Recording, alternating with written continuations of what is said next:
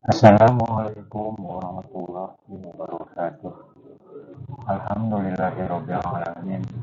Wabihi nasta'in ala umuri dunya waddin wa ala alihi wa ashabihi ajmain. Amma ba'du. Yang terhormat dosen mata kuliah usul tarbiyah Bapak Dr. Ahmad Afandi MAG. Yang terhormat rekan-rekan kelas A3 PJJ yang saya banggakan. Pada kesempatan kali ini, kami dari kelompok 8 akan mencoba mempresentasikan tentang pendidikan pada masa Yunani dan Romawi kuno.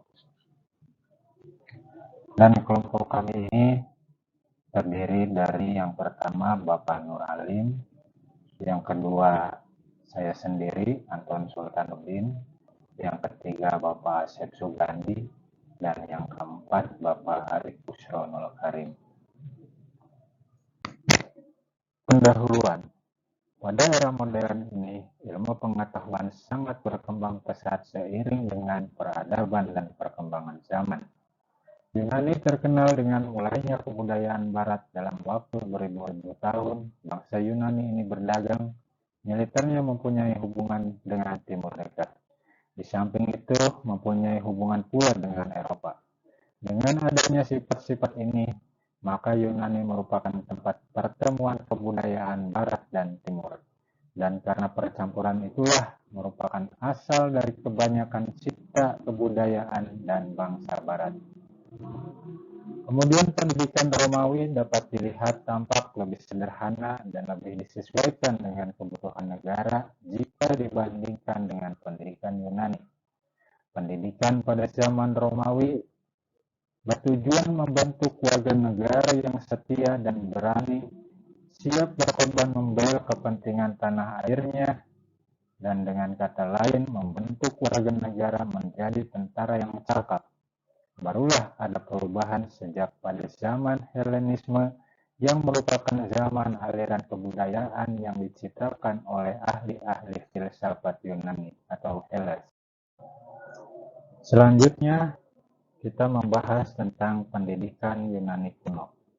Dua pusat kebudayaan Yunani terdapat di Sparta, yaitu bangsa Doria, dan di Athena yang berbangsa Ionia.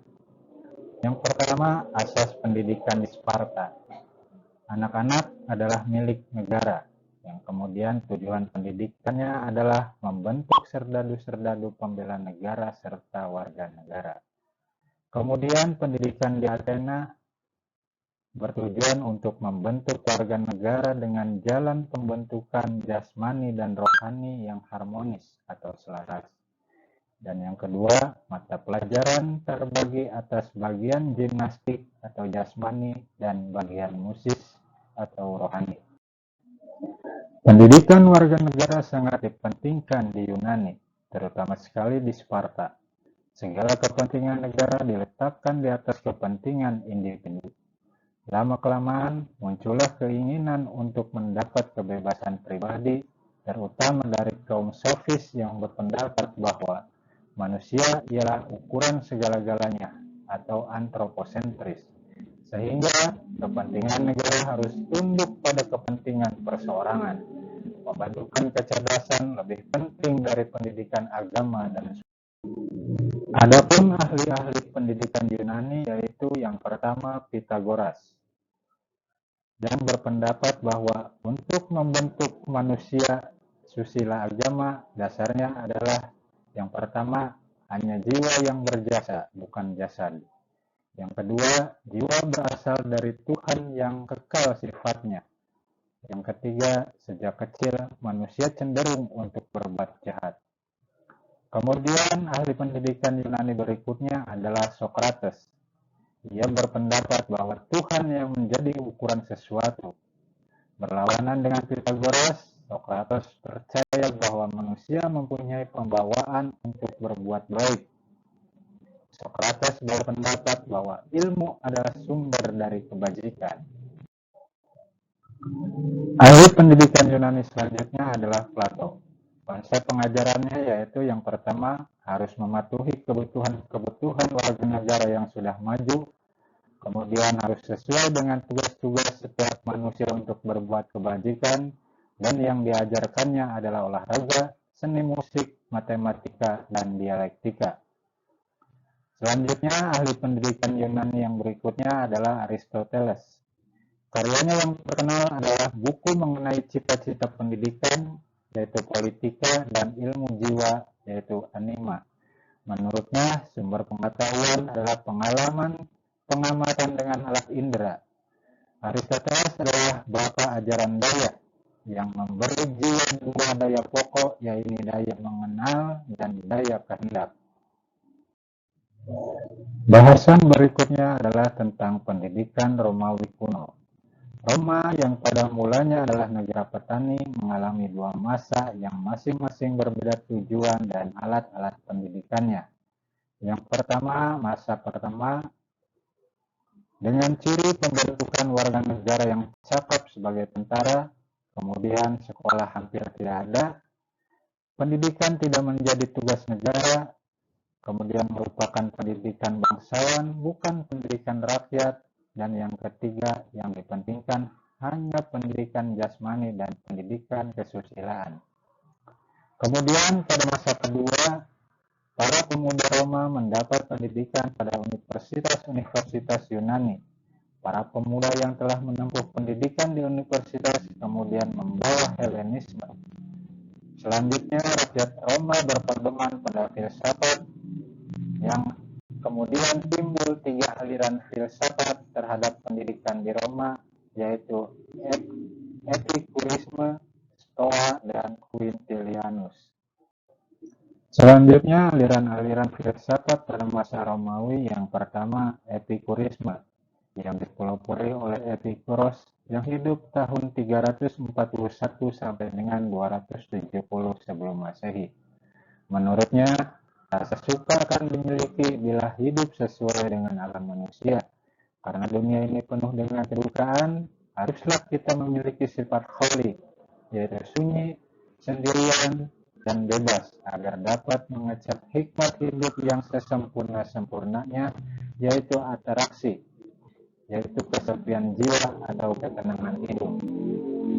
Yang kedua, aliran filsafat pada masa Romawi adalah Stoa atau Stoikisme. Pada aliran filsafat ini berpendapat bahwa kebajikan adalah satu-satunya nilai tertinggi yang harus dimiliki. Kebajikan itu dapat terjadi bila manusia hidup sesuai dengan alam. Alam adalah Tuhan dan Tuhan adalah alam. Inilah yang disebut dengan panteisme. Berubahnya cita-cita Romawi lama yaitu kebajikan kepahlawanan menjadi kebajikan kemanusiaan. Aliran filsafat pada masa Romawi kuno yang ketiga yaitu Quintilianus, yang berpandangan bahwa yang pertama, pendidikan itu harus mulai diberikan sekas-sekasnya. Kedua, kelak anak itu harus bersekolah. Ketiga, janganlah membentuk kelas-kelas yang terlalu besar. Keempat, segala sesuatu hendaknya berjalan tidak terlalu cepat. Kelima, pelajaran hendaknya diberikan dengan diselingi permainan. 6. Gaya bahasa harus menarik perhatian anak-anak. 7. Jangan menggunakan siasat yang terlalu keras. 8. Pada pelajaran membaca digunakan huruf-huruf dari gading gajah. 9. Pelajaran menulis diberikan dengan menyuruh anak-anak meniru huruf-huruf yang telah dipahat di meja. Dan 10. Daya ingat harus dilatih baik-baik. Tiap hari anak-anak diharuskan menghafal sesuatu. Adapun ahli-ahli pendidikan Romawi yang pertama yaitu Seneca, hidup tahun 5 sebelum Masehi sampai dengan tahun 65 Masehi. Beberapa petunjuk tentang pengajaran yang diberikan adalah: pertama, kita mengajar tidak untuk sekolah tetapi untuk kehidupan. Kedua, panjang jalan melalui perintah, singkat jalan melalui teladan. Dan yang ketiga, dengan mengerjakan kita menjadi paham.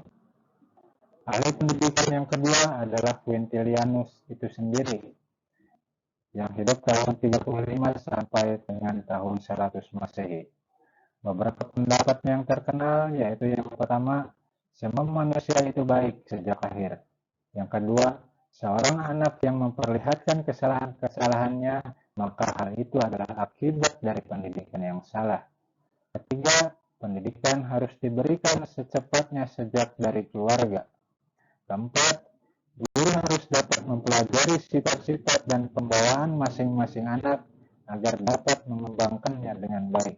Dan yang kelima, gaya bahasa yang digunakan harus menarik perhatian anak-anak. Sekian untuk materi kita kali ini, yaitu pertama, pendidikan merupakan usaha manusia untuk kepentingan manusia. Dua, pada saat manusia siapa saja, maka pendidikan itu telah dan masih ada pula. Kemudian ilmu pendidikan merupakan substansi yang penting dan mendasar dalam kehidupan manusia. Berikutnya, filsafat Yunani merupakan periode yang sangat penting bagi sejarah peradaban manusia. Karena pada waktu itu, pola pemikiran manusia masih mengandalkan mitos dalam menjelaskan fenomena alam. Selanjutnya, Yunani kuno terbagi menjadi dua, yaitu Sparta dan Athena. Penduduk Sparta disebut bangsa Doria, sedangkan penduduk Athena disebut bangsa Ionia. Bangsa Yunani mempunyai watak berpikir, sedangkan bangsa Roma ini lebih tertuju pada perbuatan dalam lapangan kesusastraan, tidak menciptakan apa-apa, hanya meniru. Bangsa mempunyai kelebihan dari bangsa lain seperti ilmu hukum, pemerintahan, dan teknik. Kemudian bangsa Roma tahu bagaimana cara memerintah, sedangkan bangsa Yunani tahu bagaimana cara memikirkan dunia. Demikian yang dapat kami sampaikan tentang materi pendidikan pada masa Yunani dan Romawi kuno. Semoga apa yang telah kami sampaikan dapat bermanfaat bagi kita semua, dan mohon maaf apabila dalam penyajian, penyampaian, maupun penulisan dalam makalah kami masih banyak kekurangan dan jauh dari kata sempurna. Akhirnya, marilah kita sama-sama mengucapkan Alhamdulillahirrabbilalamin atas segala pembelajaran kita kali ini, dan semoga kita tetap diberikan kekuatan, semangat, dan kesehatan dalam menempuh pendidikan di program studi PJJ-PAI CIN Syekh Nurjati Cirebon. Demikian, wassalamualaikum warahmatullahi wabarakatuh.